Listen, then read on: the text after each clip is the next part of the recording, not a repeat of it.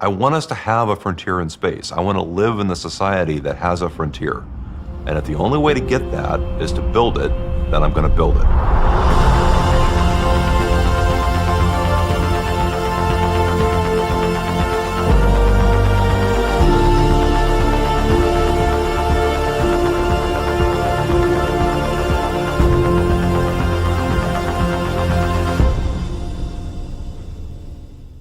Out in the middle of the Mojave Desert, you will find the Mojave Spaceport.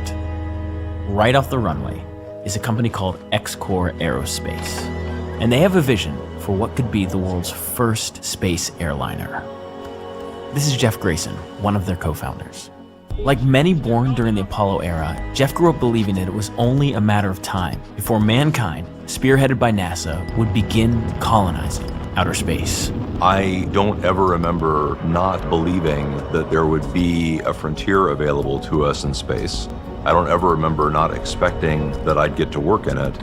There was this thing that we now call the space shuttle that was supposed to solve the space transportation problem. It is the worst disaster in the history of the American space program, and President Reagan has declared a week of mourning for the 7 astronauts who lost their lives on their way into space this morning. Not only had NASA known about that problem and not fixed it, they had known about lots of other problems and not fixed them. And that was really the moment where I said, it doesn't matter how much money Congress does or doesn't give NASA, this agency is not going to get me off this planet. So I sat down and started writing business plans. The way to make money in space transportation is the way to make money in any other kind of transportation. It's called the Southwest Airlines model. You keep the wheels in the wheel well. Every minute that it's not in the air is a minute wasted. How fast can we fly? How quick can we turn it around? How few people can we take to turn it around? It was a really cool idea. But before they could go and get investors, they had to prove that they could actually build a spaceship. Year after year, they kept plugging away, showing the world that they knew rockets.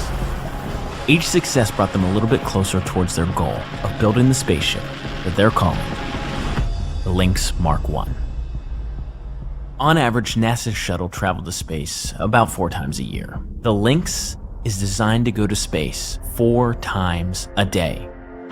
We want transportation to and from orbit to be cheap, reliable, and frequent enough so that all of these things people dream about in space can actually happen. They can't happen right now because the cost is too high, the risk is too high, and you have to wait too long for your chance to fly.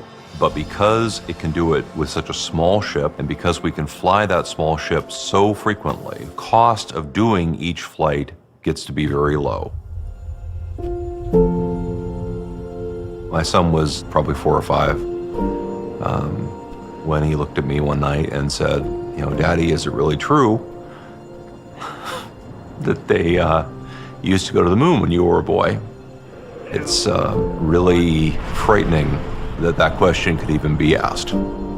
That's what a dark age is. A dark age is not when you have forgotten how to do something, it's when you forgot that you could.